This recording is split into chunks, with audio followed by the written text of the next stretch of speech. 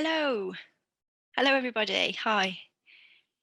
Welcome to Deaffest. My name is Marilyn, and this is Nikki. And we're both co-founders of Deaffest. Today, I'm so excited because we'll be having an interview with a well-known film that has been the recipient of 2 BAFTA awards, and it's called The Sound of Metal. Now, we've got a number of ways of signing it. We've got Sound of Metal like this, Sound of Metal like this, but for now, we'll sign it like this.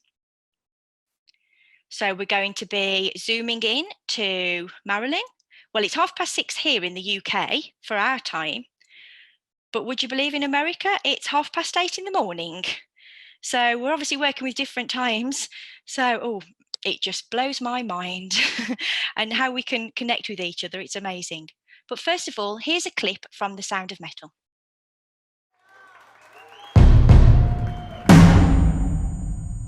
Mr. Stone, your hearing is deteriorating rapidly. And the hearing that you have lost is not coming back.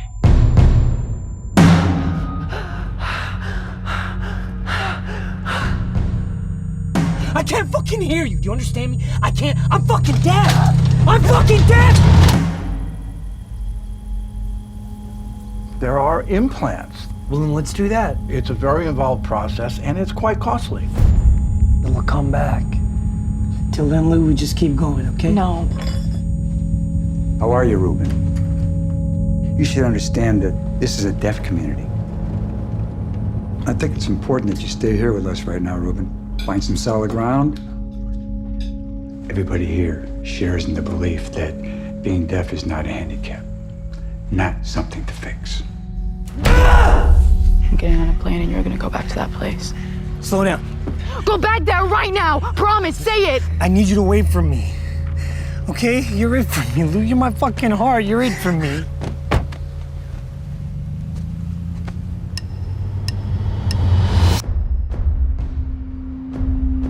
It's time. I gotta do something. How'd you get the money? The world can be a damn cruel place. I'm trying to save my life. I wonder, have you had any moments of stillness? For me, those moments, that place, will never abandon you.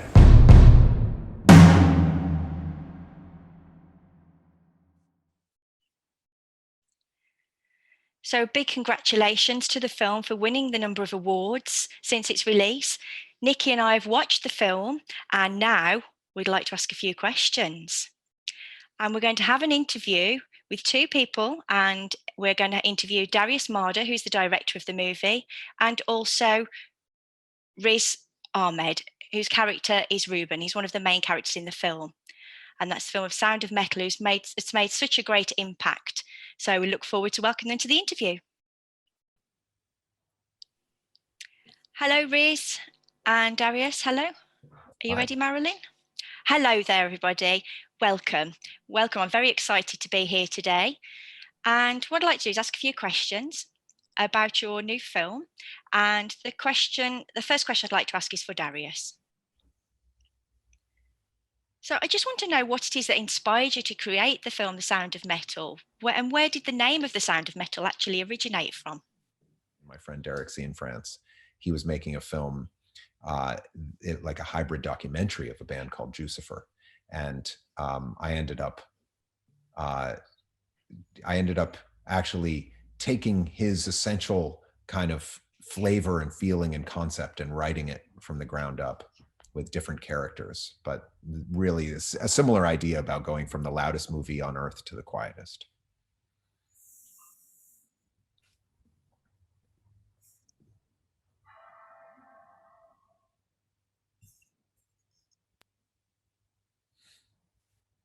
Oh, wow. I think it's a very good title. Very good title indeed.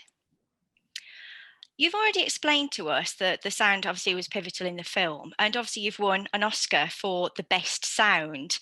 And I know you've explained some elements of sound within the film, but I just wanted to ask you if you could give me a few more ideas of how you came about having those sound elements within the film. Yeah, thank you. That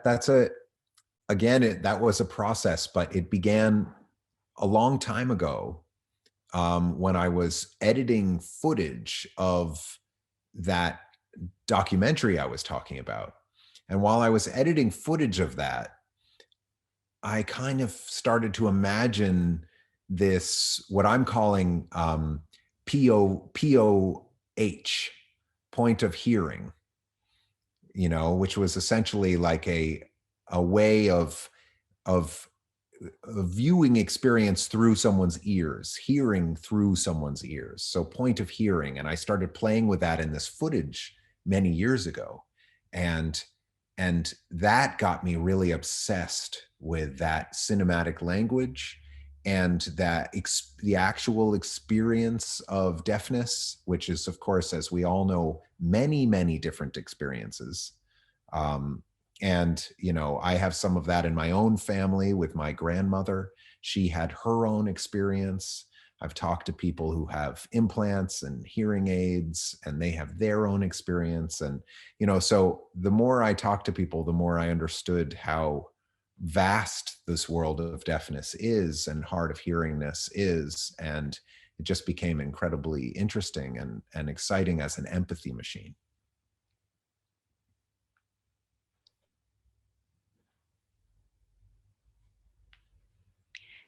Great. I think the sound part is really interesting, especially how you portrayed it, and especially as a deaf person. I think looking at now the cultural aspects of the film, I noticed that in the film, you obviously use American Sign Language, but at certain parts there were no subtitles on the screen. So I was wondering if it was a conscious decision, but also the differences between BSL and ASL, British Sign Language. Are you aware of the differences at all? Oh, yes, definitely. Yeah, I mean, I actually just was working with on another piece with people who spoke BSL. And it's fascinating the way that BSL is different, and it is very, very different than ASL. So yeah, I mean, this is an American story, so it was American Sign Language. But I actually wanted to involve a lot of different aspects of deaf culture in that group of Joe's house. So we actually have one man there who is an immigrant who didn't grow up speaking ASL. And, as just a nod to to that kind of aspect of deaf culture, which is so wide and so many people don't understand, it isn't one language, it's many languages. And I am fascinated with that. And, it's an American story, so it's American Sign Language. But yeah, there's a whole world of other languages, of course, to discover.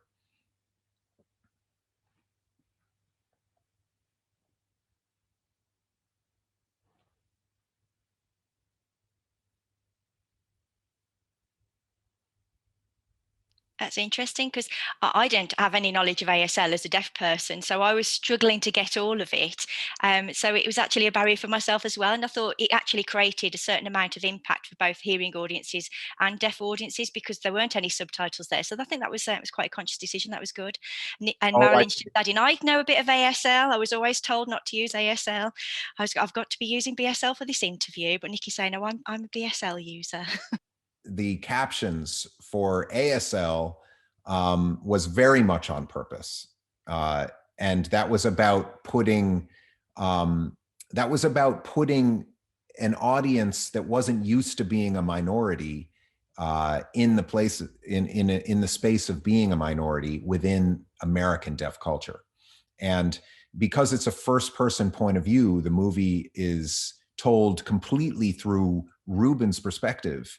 We as an audience can't know a language until he does. So even if you're deaf and you don't speak ASL, you can't know that language before Ruben knows it. So it's the same for whether you're deaf or you're not deaf. It's just that experience. Now, for people that are Americans who were deaf and speak ASL, it was a really wonderful experience because for the first time, they were the majority in a movie theater, and they knew what was being said where the hearing people didn't. And that was a kind of a unique experience that both Riz and I shared at our premiere in Toronto.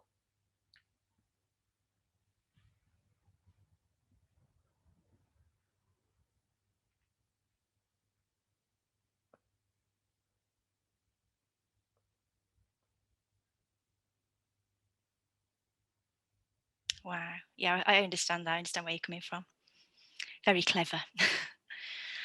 Also wanted to ask you, with the film, were there any deaf people that were behind the scenes? So did you have any deaf crew at all throughout the making of the film?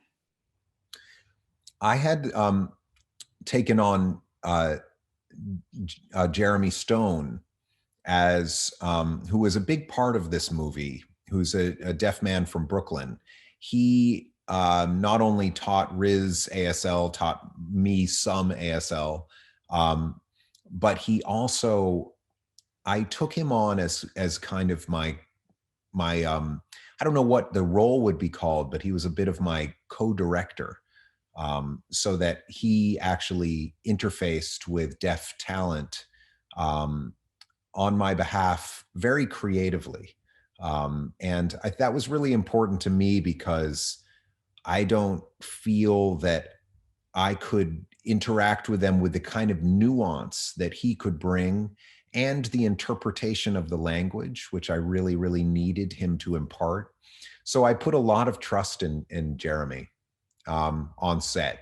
And he was a really important aspect to the energy that you see on the screen from the deaf community.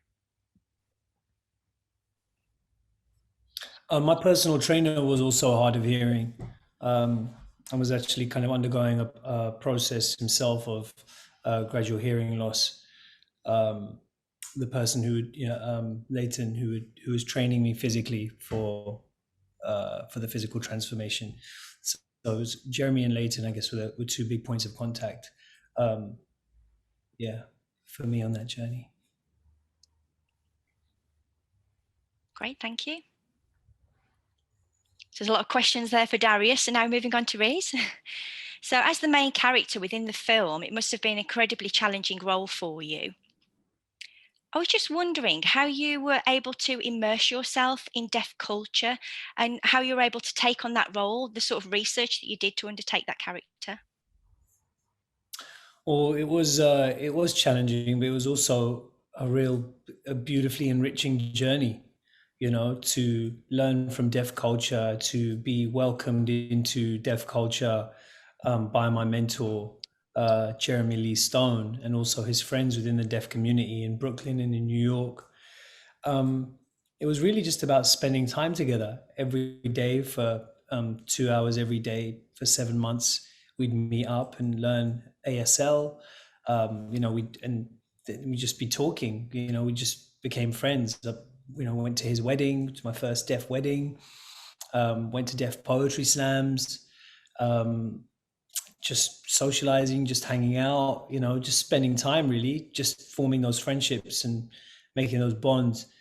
And it was like I said, it was a real privilege, and it taught me a lot. It taught me a lot, not just ASL, but it taught me about the differences between hearing and deaf culture, and how much, I think hearing people can learn from deaf culture.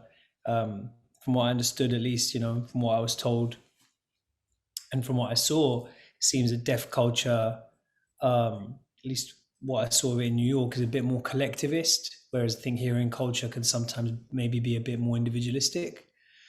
Also, I kind of feel like just the journey of learning American Sign Language and communicating through that, it kind of opened me up physically in different ways. And I feel like deaf people I know are the best listeners, I've ever met, because listening isn't just about your ears, it's about your attention, it's about your energy, it's about your focus, it's about how present you are.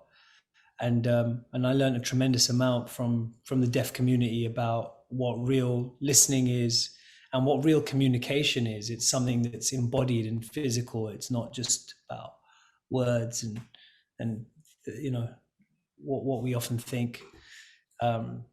So it was an amazing journey, and I feel very lucky to have gone on that journey.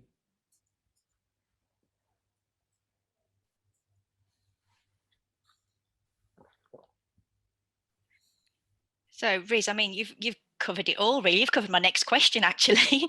But I want to ask you, in terms of meeting deaf people and having finished the film afterwards, do you feel it's changed your perspective of deaf people if you'd not met deaf people previously? Has it made an impact on you in how you would perceive deaf people and deafness? Yeah, of course, totally. Because I think there's just a horrible segregation between hearing and deaf culture, and that's the fault of hearing people and you know, wider society, which is so prejudiced against deaf people and you know, against you know, anyone who doesn't fit that kind of norm and is considered disabled and kind of pushed to the margins. And so because of that, you know, yeah, we often don't spend time as hearing people with deaf people. You know, all those opportunities to connect and socialize and make those friends are, there's often so many obstacles in the way of that. So yeah, I mean, you know, just the simple, in a way, the simplest thing of just having deaf friends, you know, really, that's the biggest thing, you know, and yeah, that just makes the world of difference, doesn't it?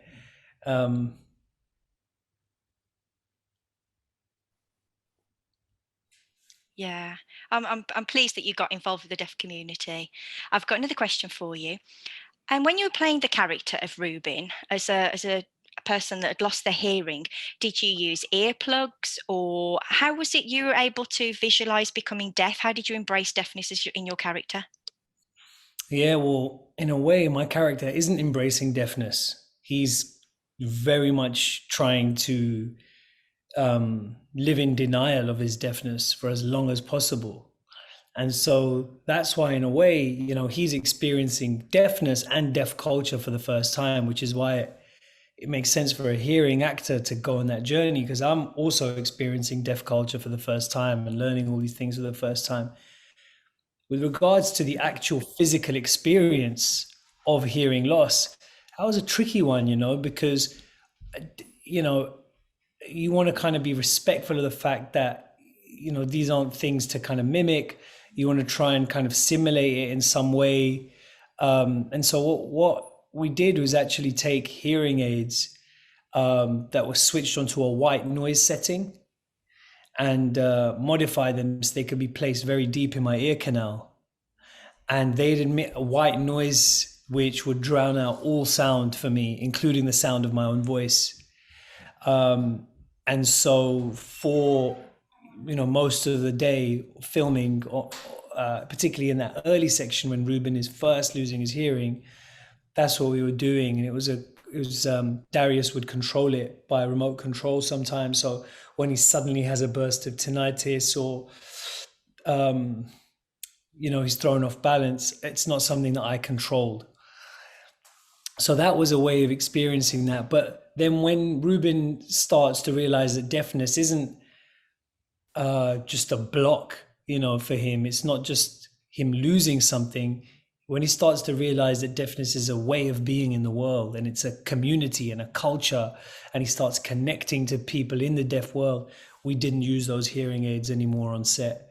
We took them out, and for that whole section of the film, that middle section of the film, you know, I was just kind of communicating in American Sign Language with the other actors, the deaf actors on set, on or off camera. So yeah, it was a kind of, we simulated, rather than hearing loss, that feeling of loss of control and being off balance. And then when he starts to kind of settle into his new experience, we removed that from the equation.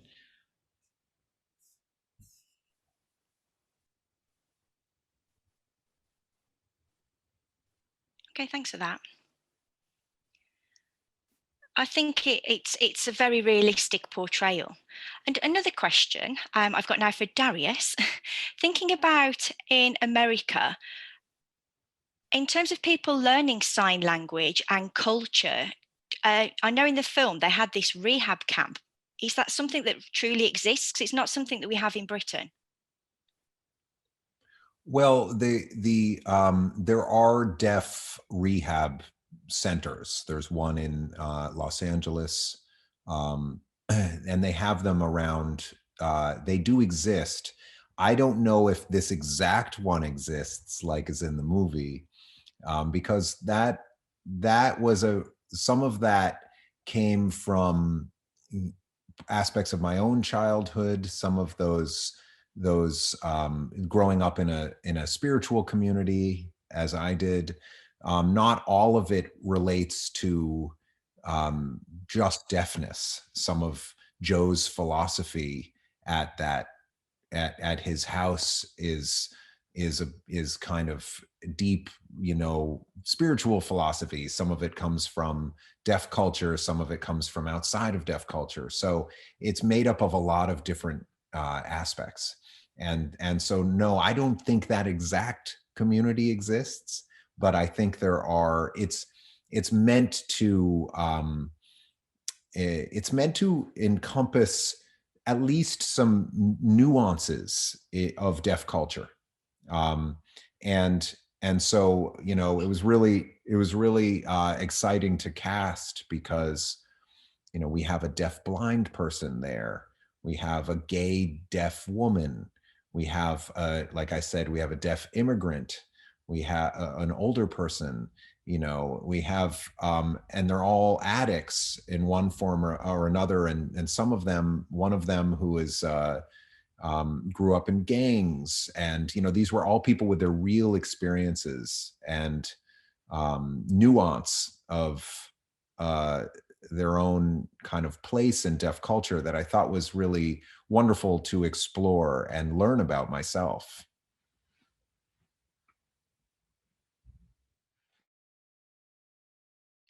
I think in theory, it would be good to have places like that are set up all over the world for deaf people or people that have lost their hearing to come together in a kind of rehab camp where they can learn all about deafness and culture. I think you've started something now and it's going to be out there before we know it. So my next question's for Riz. We talked earlier about deaf culture and embodying it and how it encompasses not only culture but language and community. And I was wondering, do you see any parallels with the Asian community at all?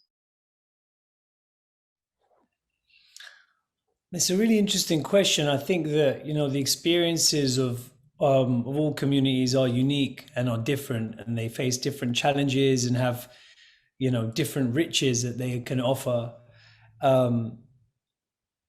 But I do think they're marginalized groups all understand what it is like to be on the outside and to feel oppressed in some way. The nature of that oppression or the degree of it will vary massively from place to place and from time to time and from one community to the next. But I think that feeling of being an outsider was one that was helpful for me to tap into. I think that's partly what Ruben feels. He feels like an outsider, even in the hearing world. He's just got him and Lou, and he's got his little bubble that he lives in. And so when that crumbles, he feels like even more of an outsider. He doesn't have his protective shell in a way. And then when he's in the deaf community, he feels like an outsider to that. And then when he gets his cochlear implant and tries to, re-enter the hearing world, he's still an outsider. So I guess that feeling of perpetually being slightly on the outside, slightly pushed to the fringes is really true to Ruben's experience. And from what I understand, it's, speaking to deaf people and friends, that's part of the deaf experience. And I guess in a different way, and to a different degree, I would say that as a Muslim person, as an Asian person, I know what that feels like in my own way, you know, even though it's different.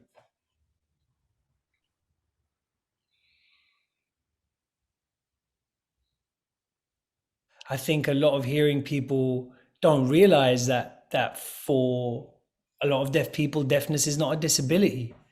It is a culture, you know, it's an identity, it's a way of being. You know, that's not true for all deaf people, but that's true for many deaf people. So just even on that basic level, I think that's so profound. That's such a massive kind of hurdle of understanding that we need to overcome as a society, just to begin with. So I think there is, you know, I think there, as I said, I think there are differences and the challenges are different, but yeah, maybe the thing that links all these challenges is a failure to understand, is a failure to empathize, and that's why I hope this film is so powerful. I hope that what Darius has achieved in terms of the way he's shot the film, or in terms of the sound design, or in terms of the subtitles, and when they're on and when they're off, he's really trying to put the audience in Ruben's body. You know, that is what is so special about cinema as a technology. It's like a body swap technology. You know, it teleports you into someone else's experience. And hopefully, if people can be teleported into Ruben's experience, we can start to overcome some of that barrier of understanding.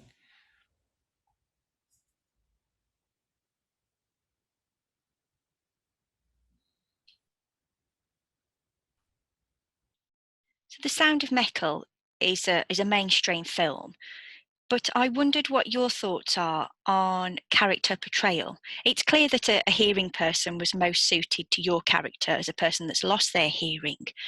But do you think that we should see more deaf characters played by deaf actors in this industry in the future? Simple answer is yes. I do. I mean, I think especially Great. I love you. Yeah, I think it's imperative that deaf people are representing their own culture. It's so important, and I really want to stay connected to seeing to being a part of that, and I'm at least cheering it on. I'm talking to, you know, deaf friends that I've made, not just about deaf actors representing deaf culture, which is pretty obvious, but also deaf directors and deaf writers having a stronger voice, which is really exciting. And you know, it's just it was like Riz was saying, it was just such a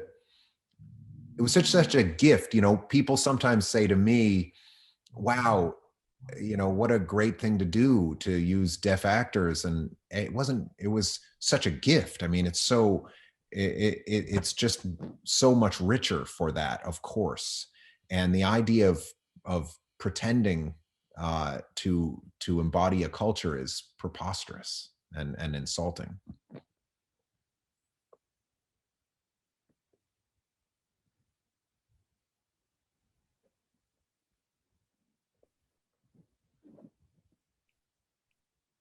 And Riz, what's your view on that question? Yeah, absolutely. I mean, the characters almost universally in the film that are deaf are played by deaf actors, with the exception of myself, because I guess Ruben starts off as a hearing character. So it would probably not make sense for a deaf actor to play that role, because he starts off hearing and he ends up hearing as well in a modified way. And his experience of deaf culture is as a newcomer, as an outsider. So you kind of need an actor who's experiencing that for the first time as well and learning that. Paul Racy is someone who's kind of grown up around deaf culture as a child of deaf adults. So he kind of has an intimate kind of understanding of that culturally. He's not physically deaf. So I think, you know, hopefully this is a kind of step in the right direction. And hopefully there's further and further and further to keep going. And if we can be a kind of stepping stone on that progress in the right direction, then that's great. You know, I think that's all that any project can ever hope to be. We're never gonna hit the bullseye. That target's always going to get more and more refined and more specific, and so it should. But hopefully for many people, this is a kind of an eye opener and something that opens certain doors.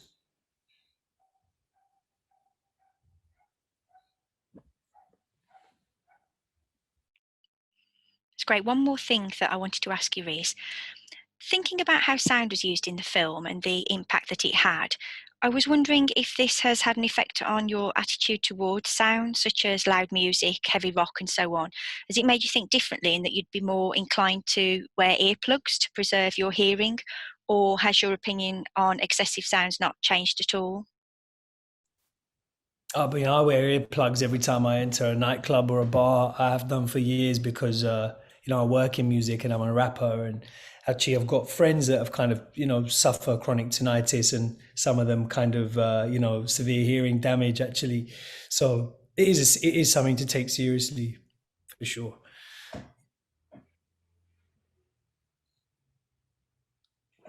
Thank you for that.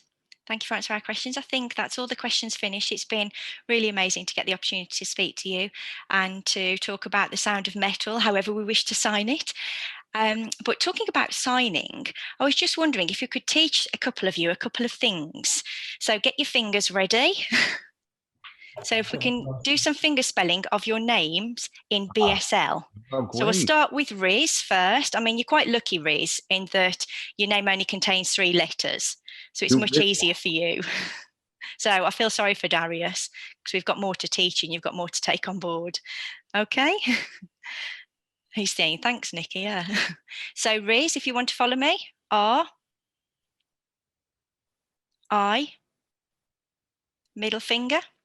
That's it. I and Z.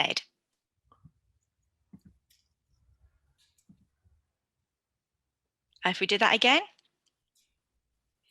R, I, Z. R, I, Z. Well done. That's very good. Oh, so much. Okay. Yes. Well I'm done. going to clap too. Thanks. Very good. Bit of deaf culture in there with your clapping. Now over to Marilyn. Darius, are you ready? So D. Okay. D. Is that right? A. Oh God. A. God, BSL's so different. R. R. Is that right? Turn your finger around the other way. All right. Oh, R. That's it. Yeah. R. I. Middle Middle finger. Other one. finger. That's the one. Yeah. Point it with point. That's it. Yeah. I. U. Oh God. Am I? Point your little finger. Point your little finger. No, get your index finger, bro. Next. Little finger. Okay. Yeah. Is that wrong? That's you, and that's correct. And the S. Yes. That's it. Don't Okay. do it again. The vowels are quite easy, just to let you know, Darius, because you've got quite a few vowels in your name. They are A, I, O, U, which is pointing to each individual finger. So A, E, I, O, U. So that should help. Amazing. So Darius, D, A, R, I, U, S. Wow. Yeah. R. You've got 3 vowels in your name, haven't you? That's half of it. Yes. Wait, I is here. I, U. We'll start from the beginning. D. D. A, pointing to your thumb. R. I is the middle finger. S. U is the last finger. Yeah. And then S. Yay! Oh. You've done it. It's well done. really, It's not easy, is it? No, it's not. I mean, that just proves to you that ASL and DSL are distinctly different. Yeah. They're so different.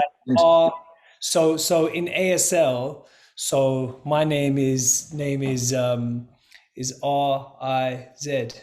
You know, R. That's right. I Z. Very different. Yeah, but my sign BSL. What is it in BSL, Riz? Just to do a bit of a recap. I Z. Yeah. Very good. Turn your R the other way around, but other than that, you've got it. Other way. Oh, other way for me? Other way. That's it. Riz, you've got it. Darius, you've got it. Back towards me. So pointing in towards me. Okay.